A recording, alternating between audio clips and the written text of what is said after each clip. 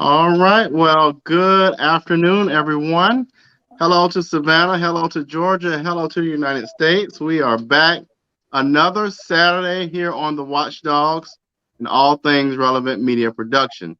And so today, you see, we're missing someone. Julius Hall is out advocating for the folks of Chatham County, and so we will bring him back hopefully next week. But today we have a great co-host and a great guest, and I'll shut my mouth so both Sabrina and B can tell you a little bit about themselves.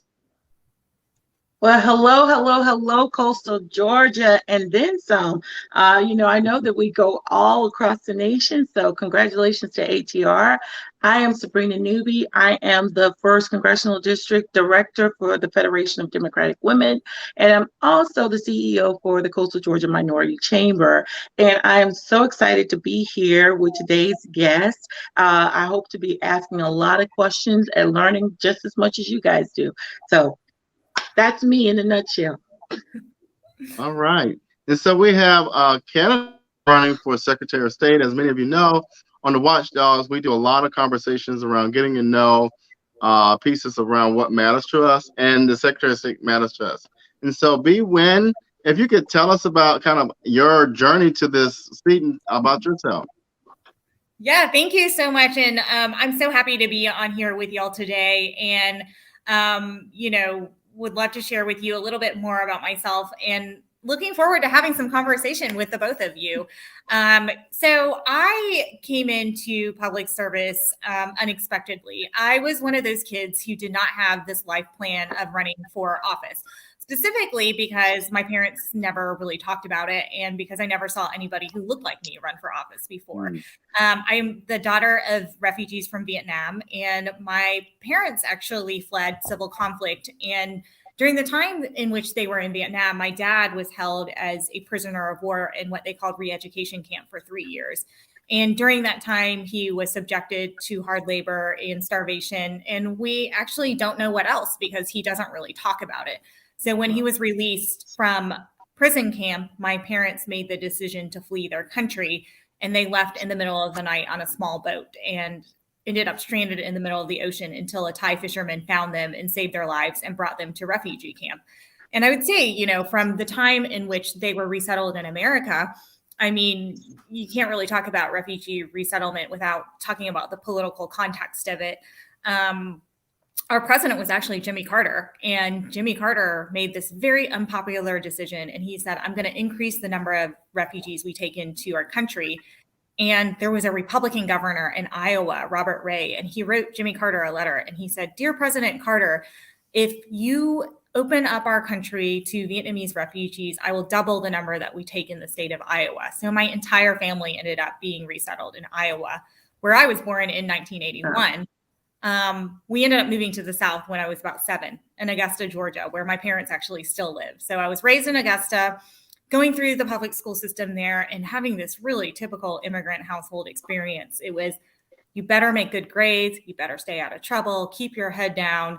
And they never ever talked about things like community building and political power, or using my sacred, most fundamental right to vote at the ballot box to demand those changes, because they fled from a country that took away their civil liberties. By the time they left, there was no freedom of press, freedom of speech, the right to assemble, and the loss of the right to free and fair elections. So they were scared of government and couldn't envision that their daughters could have a life here where we could be part of government and part of community building.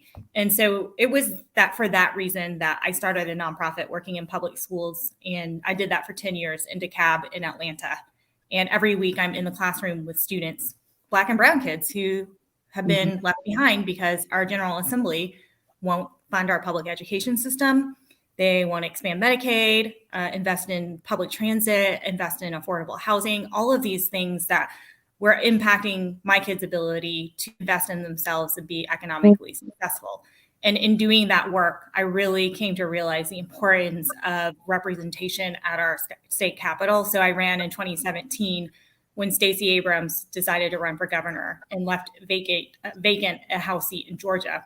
And during my time at the General Assembly, I saw very much of the same thing, having people at the table who did not either understand or care to understand how the policies that they were advocating for or passing impacted real life Georgians. And obviously, part of that was this fight around the fundamental right to vote. And we saw all of that compound last year when Georgia finally delivered for Biden. And then we saw this concerted efforts for Republicans to undermine our results, our election system, and doubling down on the big lie. And I've been in the center of that storm, both as a lawmaker, but also as an organizer, and seeing exactly what it looks like. When I went to my neighbor's house, who's 70 years old, and he had to cure his absentee ballot and had no email address, no internet, and no smartphone. So he had to rely on me, a total stranger during a pandemic, to come into his house, use my cell phone to take a picture of his driver's license, and trust that I was going to email it to DeKalb registrar office in order for his vote to count. And that's just one among many stories, as y'all know, how all of this is manifesting itself in Georgia and impacting voters. But now is also this attempt to overturn the results of the election, the denial of peaceful transfer of power, and how it's a coordinated national effort that's targeting states like Georgia, Michigan, Wisconsin, Arizona, so they can set us up for 2024. Mm-hmm. That's what's at stake here for us. How did you feel at what moment did you know that you wanted to run for Secretary of State? Was it during the big lie? Was it before the big lie? At what moment? I think it was a journey, right? It was when I got elected. The Speaker of the House, who is Republican, determines which cities or which committees he assigns us to. And as a Democrat, you never get the committees that you request. And so, I request my committees, and he ends up assigning me to governmental affairs. And I thought, okay, fine. I don't really know exactly what this committee does, but it's the committee that oversees election laws. So every single year, there was an attempt to make it harder to vote. The attempt to eliminate Sunday voting, rolling back our city of Atlanta municipal voting hours from 8 p.m. to 7 p.m., and also the big debate on our election machines and House Bill 316. I mean, I was at the table for all of those things. And then last year, what I saw very early on was this really coordinated effort on the Republican side to sow seeds of doubt as it pertains to the security of absentee ballot voting. They did this before the results of the primary and before the results of the general election, because they knew that we were going to use vote by mail in larger numbers than they were for the first time in Georgia's history. When they passed no excuse absentee ballot voting, it was under Republican control, and they passed it without an ID requirement, and they did it to increase turnout for rural voters. And they also used it at higher numbers every single year, and never once did they question the security of absentee ballots until they knew we would use them because we were in a pandemic. And so very early on in committee meetings, they were coordinating all these messaging points. And while we were debating and discussing, there was never any willingness for them to consider adopting legislative change that would improve our process. So one example is we talked about signature match a lot. And we know in the state of Georgia that people of color in Gwinnett County, their signatures were disproportionately rejected. And other states have mechanisms where they save somebody's signature on every government document over a time period because people's handwriting changes, right? And they want to be able to use many examples to match. And we talked about, what if we did that?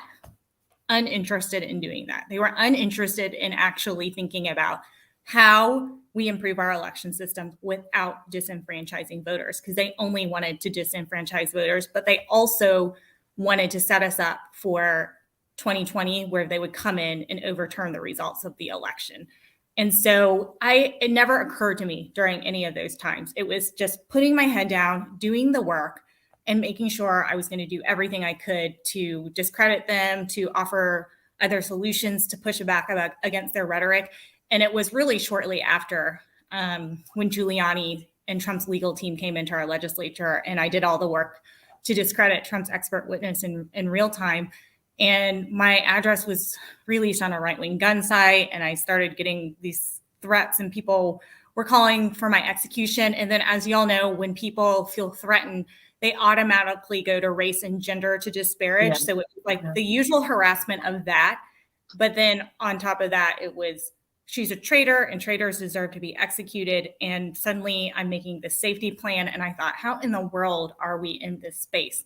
So that was the first I thought about it. But then I thought, I'm putting my head down, I'm going into session, and I'm going to do my work. And the whole entire time it was battling against Senate Bill 202 and seeing, again, how nefarious and coordinated, and also how it's being funded by millions of dollars.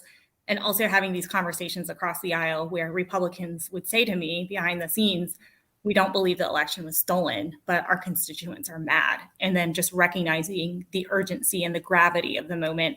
When we got out of session, I thought, what is it that I am going to do next to continue this fight for our democracy and voting rights? Right. One of the things that I remember when all of this was happening, and there was so much confusion around this election period, and they were just throwing my names into the fray so that the Republican, crazies could just kind of like get in there and say, oh my God, go after this person, go after this person. Yeah. I was really shocked at how the president of the United States had set a tone to impart harm on our elected officials and on our democratic process. I was just truly shocked and blown away. And even his own vice president, even more strict. Yeah. And then also in the aftermath, people like Pence still being a Republican. Like they literally went into the Capitol to look for him. Yeah. And they're okay. So question, where were you? Tell me about where you were on the day of the insurrection and what you were thinking at that moment. So on January 5th, I was the statewide poll watcher for DeKalb County. Mm-hmm. So on the morning of the 5th, I was at a DeKalb County poll before it even opened. And I continued to travel out throughout the county that day to just make sure things were going well. And I remember actually, I was in this parking lot for 3 hours in DeKalb County. It was an early voting location that was not open on election day. And all these voters showed up. And I would say, hey, I'm a Democratic poll monitor. This is an early voting location, but not open on election day. But let me show you where you're going to go vote. I just need to get your last name and whatever. And I would look up their voting location. And I remember two specific incidences. One was a lady pulled up in a van and she was really, really angry. And before she even got out of the car, she was yelling and I couldn't even understand what she was saying, but she was basically my vote didn't count. And why didn't my vote count? And I said, well, when did you vote? And she said, I voted here. And I said, what day did you vote? She said, whatever day she voted. And I said, well, let me show you how you can actually track your vote. And so I look her up and I said, see this here? It says you early voted at this location on this day and your vote has been counted. And she said, oh, okay. And then and she calmed down and she said, oh, okay, thank you. And then before she left, she said, I'm only doing this for my president, and had I think she had a MAGA something in her car or whatever. And I thought, man, they are doing such a disservice to their own voters. I'm I am going to help anyone who shows up here. And I was very nice and calm to everybody. But I thought they are doing such a disservice to their own voters. And then another incident where two women drove up and I said, you can't vote here. It's an early voting location, not open on election day.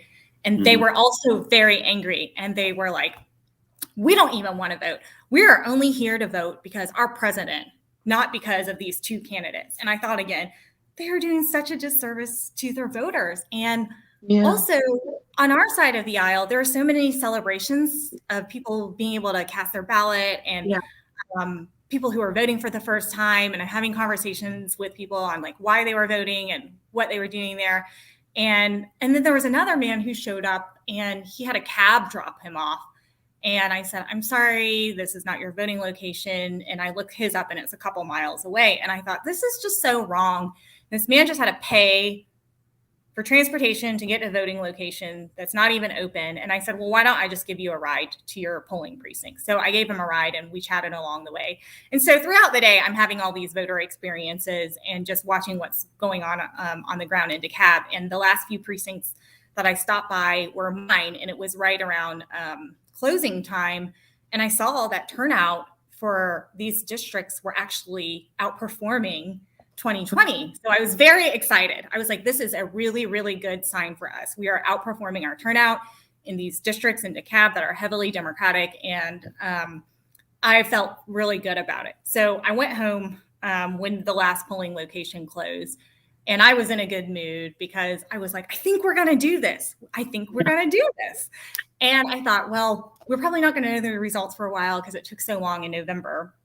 And my boyfriend, who is a sitting state rep, was down at Fulton County watching the vote count, because we know Fulton County has been at the center of the storm. And he gets home a few hours later, and he is in distress because there are right-wingers down there creating chaos and trying to threaten election workers who are counting.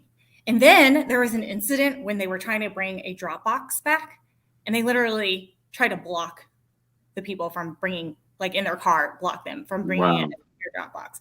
So he was in distress, and he was like, our moods were totally different because our experiences were different. I said, I think we're going to win this.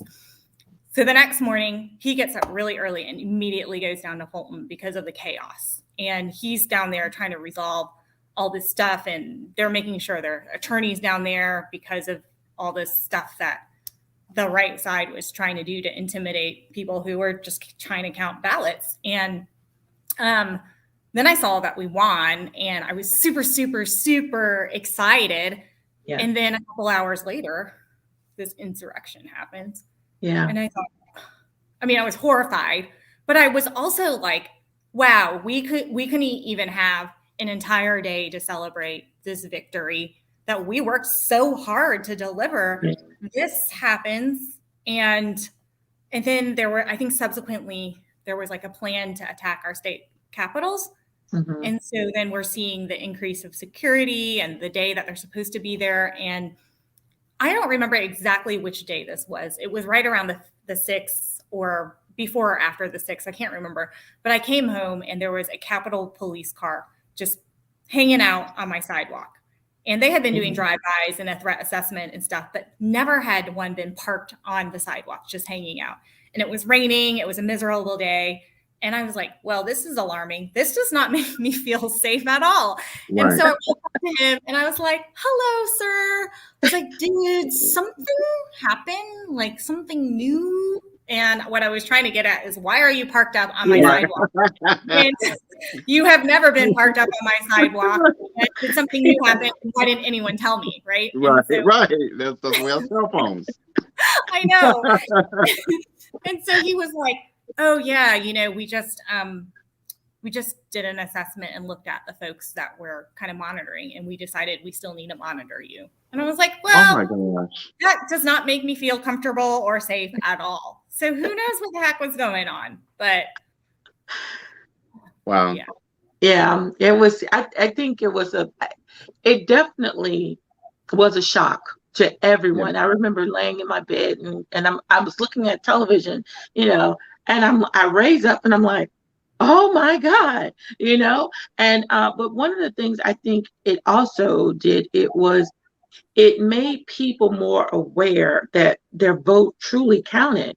There are so many people that put out the language that, don't vote for whatever reason, but this actually cemented the idea that my vote has some weight to it. So that's what activated a lot of people to want to educate even more so, get out that vote. So there's so many questions I don't want to even monopolize all the time. No, you're fine. You're fine. I just want to say something that Jay, on January. Yeah, well, I was here with my mom and dad. And the thing is, my mother and father, I came along late, but they grew up during segregation. And so for my dad, it was just unreal. It was just unreal for someone who supposedly calls himself a leader to sit there and be that immature about a loss. And as I tell people this all the time about that individual, is that when you grow up and nobody ever tells you no, and you're always given things even when you fail, it's hard for people to believe this, but that individual is living in a different context, which is not reality.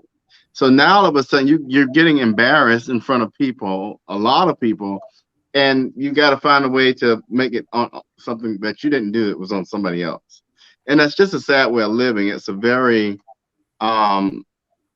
cynical way of living. You know what I'm saying? But it was unfortunate. I mean, I can remember just sitting there watching people break the glass. I mean, it's one thing to not like something, right? I mean, for God's sakes, we see black males getting killed every day in the streets by the police. But that doesn't mean as black folk, we're going to go knock down the police barracks. And I mean, there's a limit to decorum. And I think that just really showed that I don't know, it just so many thoughts went through my head. But there's a sense of decorum and respect for the office and respect for people's lives, for God's sakes. These are people's grandmothers, moms, husbands, wives, and you're trying to kill them because you're mad because your person didn't win. Like, think about how childish that is. But people don't think that way. But but Sabrina, ask your questions. I do want to talk a little bit about and be if you could share a little bit more about what that office does. I know a lot of people, and I tell people this all the time: vote for every election. Folks don't know this. In that if you have a salon, or you have a state license, or you have a small business, the Secretary of State oversees that. And so, hey, take it away. Before I answer that, which I do want to answer that, I did want to bring one more thing up on the January 6th thing. Go for it. So, it suddenly occurred to me recently because somebody said, oh yeah, something January 6th. And like in my head, I think insurrection. But then I made the connection. I said, oh, an insurrection occurred because they were trying to deny the peaceful transfer of power, which is really one of the instrumental things in our democracy, the importance of protecting a peaceful transfer of power that separates us from other countries who have gone through civil conflict and violence, really, because of that refusal for a peaceful transfer of power. And so I thought, man, like when you think about like the context of that refusal for the peaceful transfer of power, is that what's going to come in the future, right? And I think that it will again, especially for 2024. And the other thing that I do want to mention that I don't think a lot of people know about this is the day on January 6th where everybody was waving these flags. We saw the Trump flags, saw some white supremacy flags. There was a South Vietnamese flag flying. And there was an article that somebody wrote and they didn't know what flag that was. They thought it was like a hate group flag. And I was like, holy crap, that is a South Vietnamese flag. And I was horrified. I was really, really horrified. And I was also angry, and I decided when I got sworn in for my term in January that I would wear a traditional Vietnamese gown for my swearing in.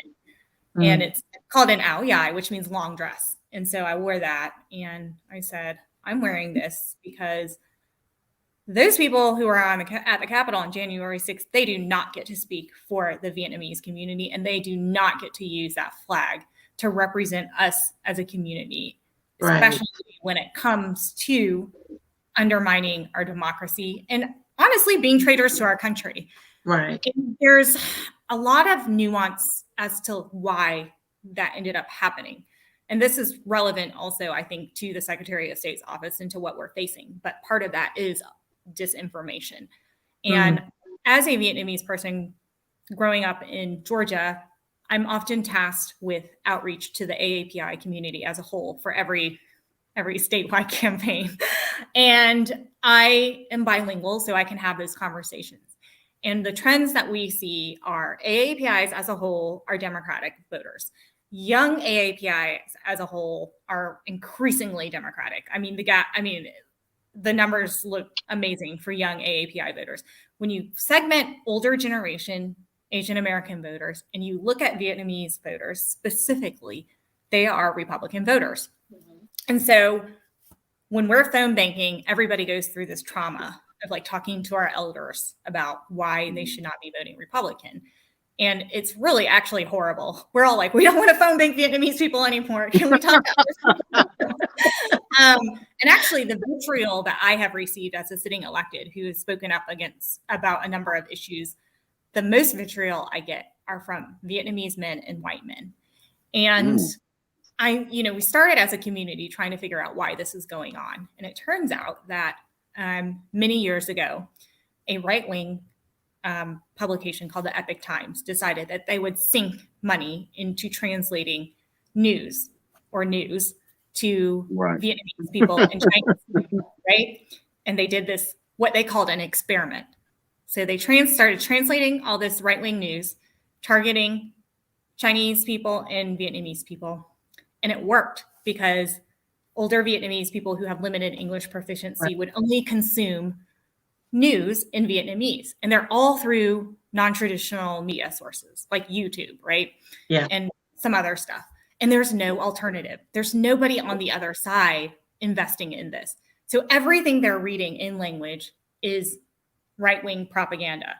And what makes it even harder for us as a community is these are our same folks who were subjected to propaganda during their time in Vietnam. And so they know exactly how to prey upon people's fears and their weaknesses, and it works. And so combating disinformation is actually something that the Secretary of State's office can do and should be doing for everybody, right? But I did want to share with y'all that January 6th experience. That is a good point, because nobody studies you more than your enemy, and they know how to infiltrate into the community to put out that disinformation.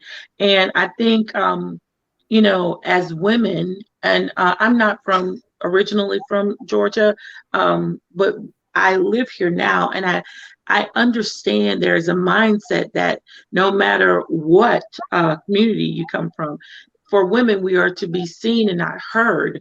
And I think the only way that we can offset this disinformation and misinformation is by speaking out. So I think what's happening now is women are basically standing up and saying, the guys can't do it alone. They've been fighting a good fight for all of these years, but now we have to take our rightful place and actually speak truth to this terrible power. And that's exactly what it is. It is very powerful to be able to come into a community that you absolutely abhor and convince them of what you hate about them is actual fact.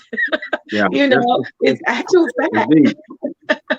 So we have to really, I'm really excited about your candidacy, because I love it when women, I always say, I love it when a woman ain't afraid to do her thing. And for you to actually stand up and say, enough is enough. And then you're working with your counterparts and they're telling you, hey, by the way, I don't believe this, but I have to do this. What in your mind is going on about those people? That's a perfect question. Yeah. So, okay, y'all know in the legislature, we work across the aisle. We have conversations with people across the aisle. We have to. I mean, that's part of governance. And so I distinctly remember in November, right after the election, one of my Republican colleagues called me and he said, oh, hey, I just left a meeting, whatever, just calling you to say hi. And I said, hey, I have a question. I said, do you think the election was stolen? And he said, no, I do not think it was stolen. And then a few weeks later, his name ended up on the Texas lawsuit. And I was like, you literally just said that. But I had multiple conversations with people and they said, no, I don't think so. But my constituents are asking me to do something. And I said, you are doing a disservice to your constituents. The reason they believe that the election was stolen is because you all told them it was. It's like, you need to tell them the truth. But I do remember distinctly one day I'm talking to this senator, and he did not know or understand election laws at all. He said to me, "Hey, Bee, I have a question. I thought that absentee ballot voting and vote by mail were the same thing at one time, and now they're different." And I was like, "No, they are still the same thing, because at some point the national messaging, Republicans, you should vote by mail but not absentee or something like that." They were trying to get their people to vote by mail but wanted to discredit absentee ballot. I don't know. It was like some weird coordination. And I said, no, they are the same thing, and they have always been. How do we know that? And wow. And I thought, oh my gosh, the problem is so many of these sitting lawmakers themselves do not understand election. Right. That's the scary part. I know. That is very. And so do they know that what they are oppressing? Or are they just doing it because somebody told them to, right? So that's some sad stuff. Talking to this guy, I realize he's one of the elected officials who actually has no idea what's going on. So I was like, all right, I don't think I can have like a meaningful conversation about this. So I was like, I said, Senator, I have a question for you. I said, remember last year or earlier this year when, I don't know if y'all remember this, but on the Senate side, there was this clip that went viral, and it was of two blonde women with masks on counting ballots. And they tried to say that was Elena Parent and Jen Jordan counting ballots in Georgia, which is, you can't as an elected official counting ballots. But it was really two blonde women in Pennsylvania. Like, that was actually the real story. But they decided it was Jen Jordan and Elena Parent, and it like went viral. And I said to him, hey, Senator, I have a question. I said, why didn't you say anything? Why didn't y'all say anything when you saw that? I was like, that's not Jen and Elena. I was like, you know what they look like. You work with them. You know those women weren't them. I was like, it's not even like a political position about elections. I was like, those are your colleagues. I was like, and they're getting threatened because of this viral image of two women that are not them. And he just said, I felt really bad about it. But and I know we maybe don't need to go here, but sometimes, and I'm going to make a huge assumption here, is that privilege shows up for certain populations, and it's that, I'm not being threatened, so why would I care? Kind of a tone that I can pretty much yeah. But I was like, dude, you did nothing about two people that you work with, that you see, that you know as human beings. You said nothing when you knew this was a straight out lie that was causing death threats towards them. And I feel like any opportunity that I have to, like, in a human way, just say, look, this is what you're actually doing. Why didn't you speak up on this? Or why didn't you do anything? And it goes even deeper, Sabrina and B. When you said that, and you stated that, it makes me even more angry to think about how, when you talk about your colleagues, right? Mm-hmm. Come on, you know these folks. Think about what Kent did to Park. How disrespectful and nasty. Like, why are you treating your colleague this nasty? We understand your privilege. We understand that you cheated, but you're just going to keep going with it like it's nothing wrong. Right. And I really think that also is like one of those things where you start to understand that the people in position of power, they know that they are selling their constituents a lie. And they are tapping into their constituents' worst qualities and worst fears. And they are doing it very purposefully, and they are coordinating. And so I always tell people, I was like, they are coordinating this. It is a sophisticated, coordinated effort that Republicans at the state level and all across our country at the federal level, they know they are lying. I was like, they have convinced their foot soldiers of something that is not true, and it is extremely nefarious, and they are doubling down. They're not changing their direction. And so we have to keep our guard up and be, we cannot let our guard down. No, we can't. We have to recognize the urgency of this moment, and that they are not going to stop until they're just not going to stop, period. It's dangerous, though. It's very dangerous. Very Yeah. dangerous. And it is. And what I've learned about them, about the right wing extremists, is whatever word they're creating, whatever, like fake news, they were great at putting out. They were the masters of fake news. They started to implant the word actors. Oh, these were actors. They were, and they are great at acting. And I think one of the things that the only thing that can offset this is by putting people in place who truly have a desire to continue our democracy, because I am really fearful, to be honest, of what's going to happen in the next presidential election.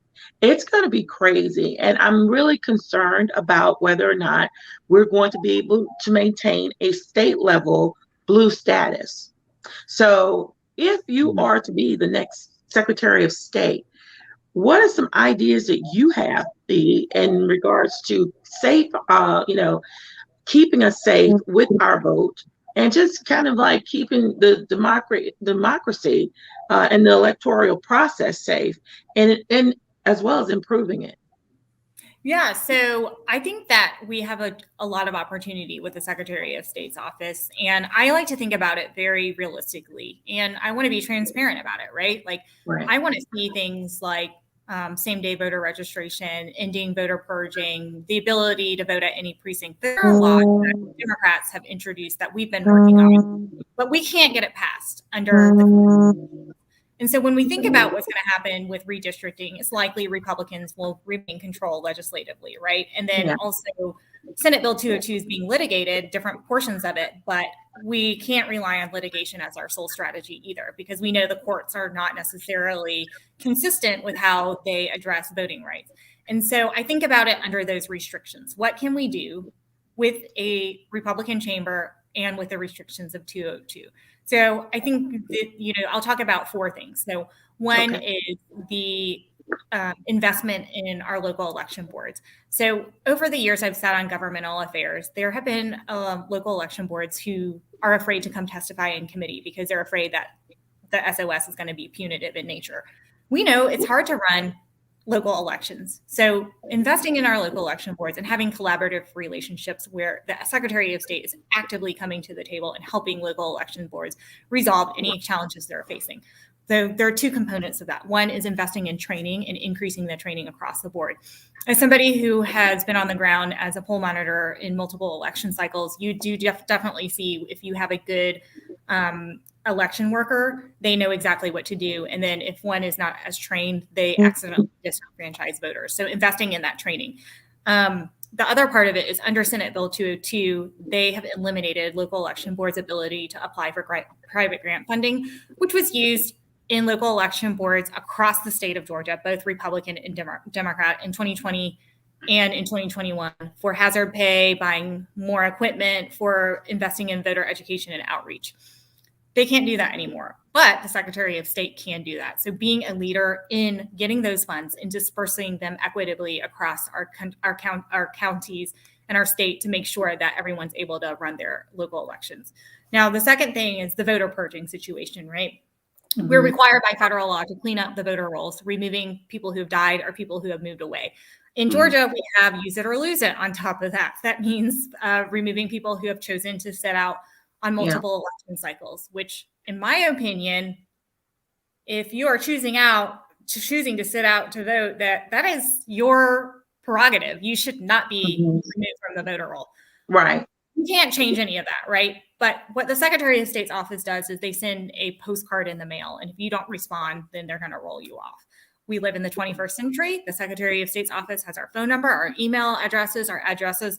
I don't know any candidate running for office who's going to send you one postcard in the mail. So right. You'll be like, please stop texting me. As Secretary of State, I would invest in a communication strategy using text, phone, email, mail, and working in good faith to keep eligible voters on the roll. I know that when I'm sleeping at night, I will hear my phone buzz sometimes, and it's an Amber Alert. We have the technology at hand, right. So let's not pretend that point. we're voter rolls, right? We have to, in good faith, keep people on the roll. So doing that. The third thing is language access. We are litigating a case currently in the 11th Circuit of Appeals, and it's a case that is against Gwinnett County and the Secretary of State for not providing in-language election materials for absentee ballot voting. And Gwinnett and the Secretary of State is arguing that they're still providing equal access because you can go to the polls if you don't have to vote by mail. And I'm listening to this court case one morning, and the judge goes, "Why can't you just put a button on the website that says Espanol?" And the reason is they don't want to. They simply do not want to. They don't have the political will to invest in translating or language access, or quite frankly, investing in anything that increases access to Georgia voters overall. Right. So as Secretary of State, and also as the daughter of somebody who lived in a household where English wasn't our primary language, we can invest in language translation, translating the portal to request your absentee ballot instructions in top spoken languages in Georgia, where we are a diverse state, and we will, again, be relying on a broad-based coalition to continue to win, but also taking that same investment and doing it in the corporations division, where we know there are immigrant-owned businesses, and that is an investment in workforce as well. And the last thing I want to talk about is I would create a division that solely focuses on disinformation, cybersecurity, and foreign interference. That would require hiring top-notch security, national security folks who understand the threat at hand, and then monitoring those threats, especially specifically focusing on these offshoot websites like 4chan and whatever else the right-wingers are on. And when a threat is identified, having a coordinated plan to address that, working together with federal, state, and local law enforcement, but also working with our local election boards and equipping them with mitigating strategies. If a threat is identified around election disinformation, local election boards need to know that, and they need to be given the appropriate talking points to mitigate the disinformation. But here's what I think is really important. Election disinformation is about dividing Americans. It is about pitting us against each other. And at the core of it, it is about trust and mistrust. We have to be able to rebuild trust within the communities across the state of Georgia. And the Secretary of State's office needs to be a part of that. So what I would do is similar to what Colorado does. They send a representative from the Secretary of State's office, and they go out to the community. They talk to libraries, chambers, and community organizations, because y'all will have the relationships with people. Right. And then equip them with the talking points to mitigate the harm. Because at the core of this, it is about trust. And we have to have people elected in those positions who understand that and who are willing to build the trust. And it does have to happen in a very unsexy way. Like nobody's going to be like, "Ooh, you're going to go to libraries and talk to people." Well, that's what we have to do, because it is, that is how we are reaching voters. It's the same as organizing. When I say, "Hey guys, we're going to go to my front porch and we're going to knock on our neighbor's door," not a lot of people want to do that, but it works because it's about building trust and building relationship and equipping people with the right information. We got a comment here from a question from a viewer, from Rebecca. And Rebecca asks, is there a system in place that immediately takes people off of the voter rolls when a medical examiner or coroner files a death certificate? Oh, that's a good question. I don't know if it immediately takes place, Rebecca. I think there is a process by which they do, the systems do talk to each other on updates on when people have passed away, but I don't know that. I don't think it's an immediate one. Yeah. Which goes back to what you were talking about earlier. That's very ironic that isn't automatic, right? So, right. But really quick, because we don't have much longer. But if you could talk a little bit about your platform and talk about the other aspects of the Secretary of State's office. And we know voting is such an important issue now because, and I want our viewers to understand this. If it wasn't if your vote didn't matter, then it wouldn't be such an issue. If that makes sense. So people wouldn't be trying to restrict your vote if it didn't matter. So, but I definitely want to hear your platform and let the viewers hear your platform and kind of some of the pieces that you think about when it comes to corporations, licensure, and all of that. Yeah, so the Secretary of State's office is actually a really fascinating office because if you look at it, the Secretary of State's office handles corporations, charities, securities, licensure, and cemeteries and funerals, and elections. And I would say that all of those are actually very nonpartisan. It is about how we improve efficiency and process to improve the lives of Georgians all across our state, except for they made elections partisan. But all of the other divisions, there's tremendous opportunity. And I think about it in terms of economic opportunities, right? Yeah. And so we look at corporations. As a nonprofit business founder, when I went onto the Secretary of State's website to form my LLC, it was really confusing. And I think there's a lot of anxiety for people who are forming and taking these steps for the first time to create their businesses and their corporations for sole proprietors or for small business owners.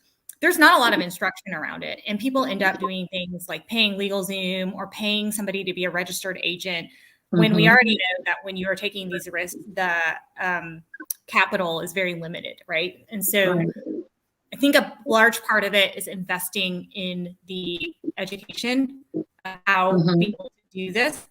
And we can do things where it's easily accessible on the website, but also the Secretary of State's office can do regional trainings and go through parts of the state and hold regional trainings and partner with our local chambers so that we are equipping small business owners with the right resources. And it's not just the creation, it's also the opportunities that come after. So we saw last year that there was just a huge inequity as it pertains to SBA and PPP related to the pandemic. One is a lack of access to information for small business owners and sole proprietors on how to get this capital. But two, there are natural barriers in place, and one of them is an accounting system. You actually have to have a certain threshold of accounting to even be able to apply for these loans in the first place. And that not only costs money, but it's really one of those anxiety-ridden things too. So as Secretary of State, I would partner with financial experts to teach these classes to small business owners. It's an investment in our workforce, and it removes a barrier that would then open opportunities for small businesses and small corporations. And then, we think about the licensure division in the same way, right? This is an area which would be able to provide economic opportunity. When I was in Savannah, I went to a barbershop, and the barber said to me, I had to relearn how to run my business during a pandemic, and I had to do it by myself.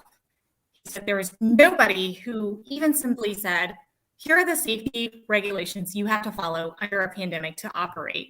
And I was worried that my business would get shut down and I would not be safe for myself and my customers. All it would require, he said, was what if somebody made a video with instructions on how to safely operate your barbershop during a pandemic? Ding, ding, ding, ding. Yeah. And then he also said, as I was thinking through how to adapt my business during a pandemic, I wanted to create a mobile barbershop. And then it come to find out you cannot actually have one. It's restricted. And we were kind of in jest laughing and saying, yeah, but you can have a mobile grooming thing for your pet. So Dr. Bryant, if your doggy needs a haircut, you can have mobile grooming. If you need one, you cannot have mobile grooming. So it's about looking at the barriers in place and figuring out how we can remove them without compromising public safety, because we don't want to compromise the public safety. And part of that is listening, right? It is meeting with practitioners who are on the ground and learning from them. What do you need and how can we better improve this? And the last thing I want to talk about is a consumer protection angle. There's a tremendous opportunity both from the charities and securities division to do some consumer protection. So an example is we know that there are fraudulent charities out there, and that information should be made known. I mean, it is already public information, but the Secretary of State office can have a role in ensuring that people know where to put their money. And especially when we think about elderly people, right? Investing money in charity. Right. We need to protect our seniors. And the same for securities, although I will say that there's a simple solution to that. There's an actual public list of fraudulent securities. All the Secretary of State would have to do would connect that list to the actual division so people could see it. And then on the consumer protection angle, like these are more of like very unsexy issues, but are important, right? Like when you think about losing a loved one, and you're trying to plan a funeral, most funeral homes don't have a public listing of prices on their website. Right. And so like when you're in distress and you're calling, and funerals are very costly, we got to think about ways in which we move the industry and the practitioners to be willing to post the prices on websites, and so that it can be consumer protection, transparency, and help mitigate some of the stress that families go through during a time like that. And then another angle of consumer protection is, I don't know I think this happens all the time, but I get these text messages from these random people that are like, hey, I want to buy your house. And, they target seniors and they target legacy residents, and they constantly text and they email and they call, all of these different things. And they always offer a much lower market rate, and they capitalize on people who need the cash, right? And oftentimes they operate under a shell corporation. And there are a lot of businesses in Georgia that operate under shell corporations, and we have to regulate that so that we know exactly who it is behind these businesses that are taking advantage of consumers. So I think about it in terms of the SOS's office, democracy reform and protection, economic opportunities, and consumer protection. Definitely. Because in rural areas, there are a lot of business owners. Like lately, I register a lot of businesses for free, because of the fact that, a lot of people don't know how to get online and work their business. They don't know, and they're paying people this a huge amount of money to register their business. And some folks, when they get on there, they're like, okay, I paid extra, or they sent me something back and said I have to pay more. They don't know what they've done. And I'm within the last 4 years, there's been a lot of confusion in regards to how to register your business and what you're registering for and what you're actually purchasing. So yeah, there are a lot of kinks that definitely need to be worked out when it comes down to the business registry part. And I'm glad that that's an agenda item for you, because I do believe that it's going to be much appreciated, at least for my folks out here in the coastal area. Oh yeah, definitely. I totally agree on that. Well, Bee, how can people go on the website, social media, and how do they contribute? So my website is www.beeforgeorgia. Everything is spelled out, BEEFOR, georgiaspelledout.com. And then my Twitter handle is the same, Bee4Georgia. It's all spelled out. Instagram the same, and Facebook all the same.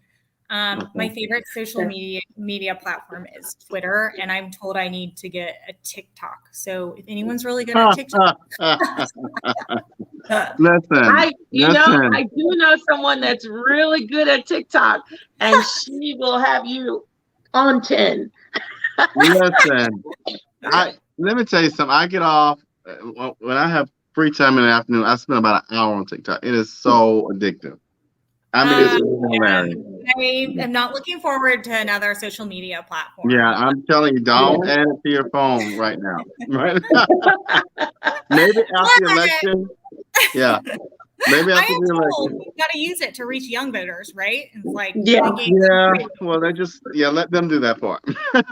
So, Sabrina, any last question from you before we shift on up? One last question. What would you say to young women who are watching you and they want to get in politics? What would you say to them? Wonderful question. Love it. Well, I'll tell you about a story. So when I was thinking about running for Secretary of State, I called Stacey Abrams, because everyone should call Stacey Abrams. And I said, Stacey, I agree. I said, hey, Stacey, I'm really, struggling around this anxiety of having an Asian woman run statewide in Georgia. It's just not a thing, right? And she said, well, she gave me two answers. One was her very practical answer. She said, Bee, how long have you been Asian in Georgia? Well, all my life, Stacey. But she did say to me, look, when I was running for office in 2018, people said the same thing. Can a Black woman be governor in Georgia? And I showed them, yes. And she said, sometimes you just have to show people in order for people to believe it. So for young women thinking of running for office, we just have to show people. We are the ones who create that vision for other people. And that is excellent. We need more women running for office. Yeah. So just do it, girls. Just do it, girl. Well, Bee, we wish you the best. If you would like to appear on some of the other ATR shows, they have a different audience, different spin. Some a little more fun, some a little more serious, but it gets you to a different audience. And so if you're ever here in Savannah, look us up. What would we go eat? I'm going to be in Savannah in December, so I'll call y'all before I come. Yeah. Sabrina, where are we going to eat? Anywhere. Savannah has delicious food. So yeah, Savannah has excellent food. I love Savannah food for sure. Yes. My favorite now is Plant Riverside, so I'm there all the time. All right. I'm down. Well, all right. Well, look us up. If you don't have my info, Daniel knows where to find me. And you got my email. And thank you, y'all. Well, thank you, Bee. Sabrina, I want to hold on to you for a minute. I know Julius would get me if we didn't talk about the next part. But thanks so much, Bee, and we wish you the best. Thank you, y'all. It was really fun. Enjoy your weekend. You too. Bye, y'all. Bye-bye. So, are you aware that we have an East Plus coming up? Yes, I am aware.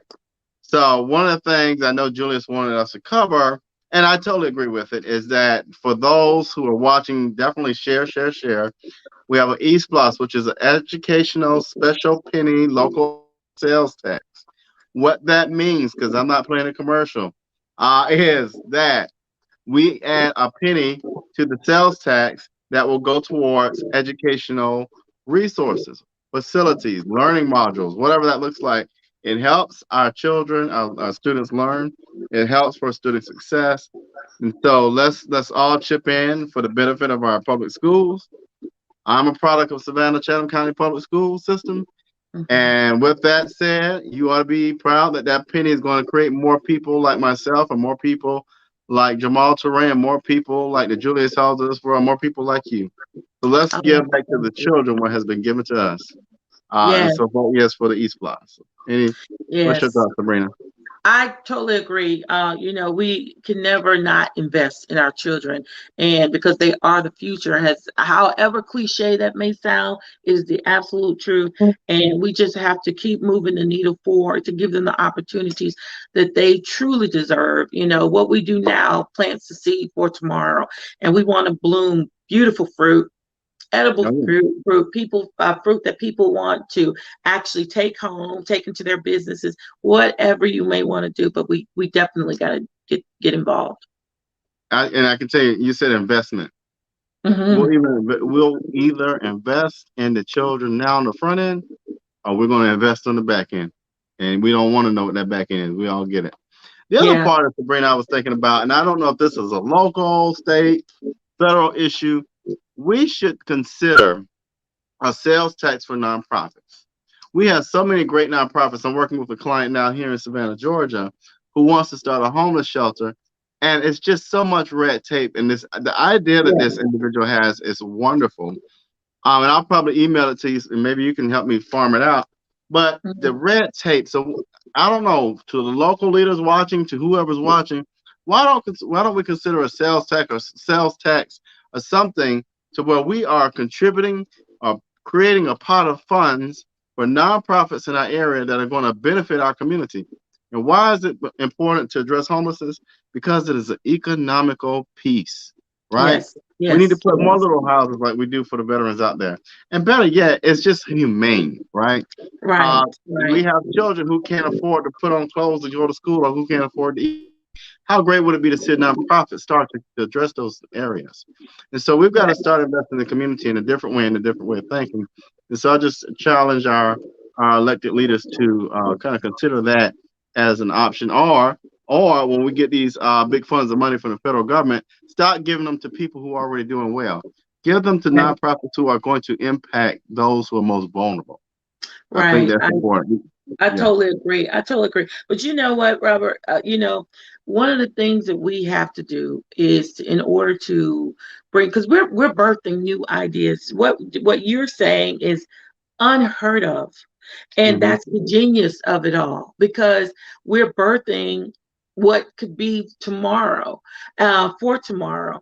And I think in order for actually to make these things actually manifest, we have to really get people to see some of these candidates and actually choose who would support that vision and get them to vote for those candidates. That's Yeah. basically what we have to do because you're absolutely right.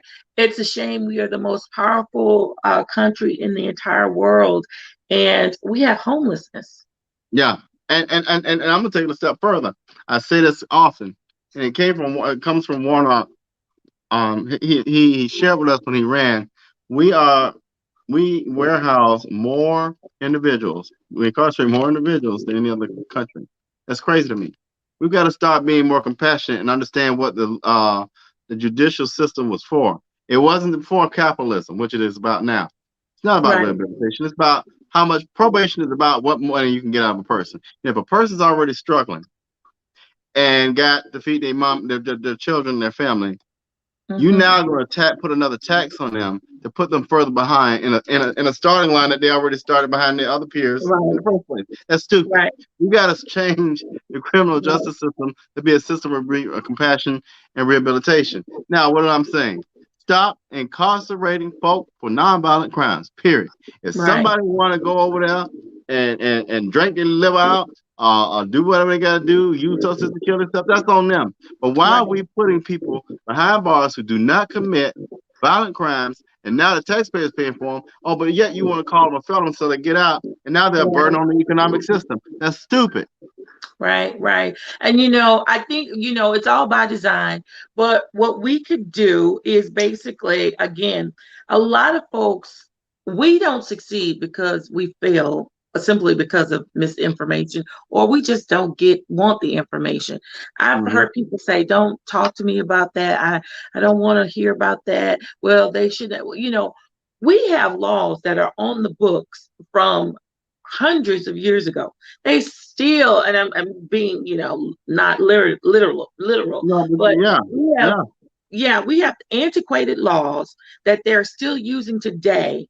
And no one is going back and revisiting these Mhm. ordinances, these laws, to say, okay, I think that's outdated, we need to pull that off the book. And then people are still being incarcerated because of them. One of the things that we're all looking at is how the marijuana law is going to transition. That's the dumbest law ever created. Yeah, how is that law going to transition? And then if it is legalized, are those people who are currently incarcerated going to be given a lesser sentence or released? And if they are released, are they going to be made to serve probationary time Yeah. or listed? How are they going to be listed in the court of public opinion when it comes down to jobs and different things like that? Well, So we really have a lot of work to do. and then one thing I want people to do, I tell people this all the time. Stop listening to everything you hear. Just stop it. At the end of the day, and I told people this all the time, marijuana is not a drug. To tell you marijuana is a drug is to say a green bell pepper is a drug. And let me tell you why. Yeah. When you understand the history of why marijuana is illegal in the first place, I'm gonna break it down because I always say that. Yeah. Marijuana was made illegal back centuries ago when it was in competition with cotton. You know why? Because hemp has many properties, one of them being that it can be made out of clothing, made into Yeah. clothing, right? Hmm.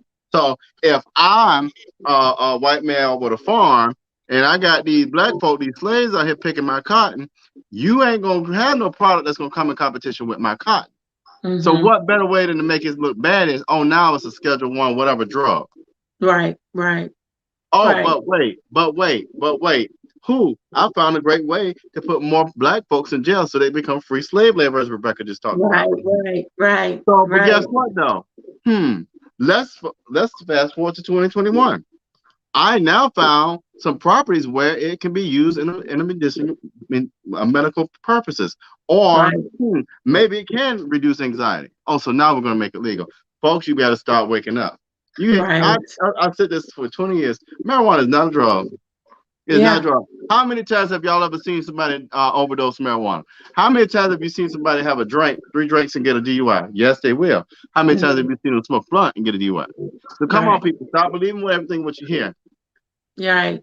The time for disinformation is over. We really, truly have to inform our communities, and you guys, I think they have to be receptive of it. We have Hmm. such factions within our communities. You have the younger, you have the older, you have the spiritual, and then you have the non-spiritual, you have the men, you have the women, and everybody has their own ideology and their own approach to certain topics. But we have to be willing to come together as a community to actually sit down to see, especially as the Black community or a community of color, to see what impacts us the most and how we can come to a resolution so we can move our community forward. And one of them is by basically reevaluating the marijuana laws. Yeah, and you're right. So we're gonna keep the conversation going. Don't be surprised if you are permanent on this show. But I got one thing for my little brother in Indiana who's a Gator fan. Tevin Byers, this is for you. Go Dogs. With that, we'll see y'all next Saturday. I've been picking at him all week. He had a little low moment. I uplifted my little brother. But go Dogs, go Dogs. The Gators will lose and Dan Mullen will be fired. Hey, I said it here first. Bernard Brown, touchdown. What's your closing thoughts, Sabrina? We're going to be out of here. You know what? I just really had a good time today. Thank you so much. You were so pleasant to work with. And our first time actually interacting, and we flowed. Yeah. We were I told flowing. you. Hey. You done messed up your status. Fooling around Julius Hall. And that's a shout out to Julius. Man, this man has built this thing up for the people of Savannah and the state of Georgia. So folks who this is a shout out to the people who got to say so much about him. Get a chance to sit down and have coffee with the man and learn about him. People make mistakes in life, but people also can be redeemed. Stop judging and start learning about people. And this is a beautiful a platform for folks to actually learn. So congratulations, Julius. And congratulations, Robert, because you came on board and you've been helping him hold this down. And you guys are the official watchdogs. So we got Bernard Brown, Jay Jones. We just believe in him and even all of us. And we're not gonna keep going. So you keep on with me. Yeah, I keep on. But at the end of the day, folks, stop judging folks and get to know a person's heart. God don't judge you for your actions. God judge you for your heart. When people understand that, you stop judging that man so much. With that, we're gonna get out here. See y'all next Saturday at noon, and we bringing Sabrina back. All right, let me find my thing. Bernard, stop bothering me, Bernard. It's in America. All right. With that, we're gonna get out of here if I can figure out how to get out of here. Oh, here we go.